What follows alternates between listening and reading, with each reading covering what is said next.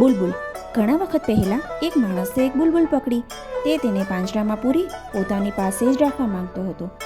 બુલબુલે તેને કહ્યું કે તમે મને જવા દો ને તો હું તમને એક સોનેરી સલાહ આપીશ જે આખી જિંદગી તમને કામમાં આવશે.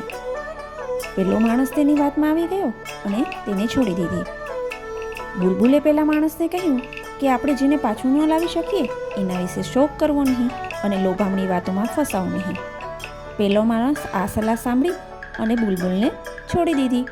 બુલબુલ થોડે આકાશમાં વધારે ઊંચે જઈ અને ફરી બોલી, હે સજ્જન, તમે મને છોડી દીધી, પણ મારી પાખમાં તો ઘણા બધા રત્નો છુપાયેલા છે.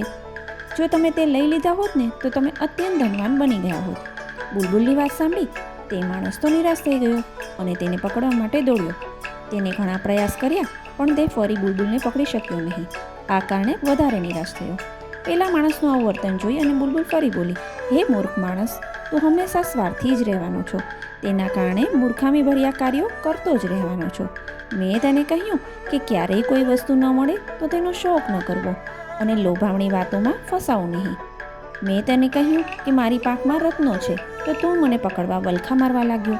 પણ તે ક્યારેય વિચાર્યું મારા આટલા નાનકડા શરીર અને એનાથી પણ નાનકડી પાંખ નીચે રત્નો કેવી રીતે છુપાયેલા હોઈ શકે?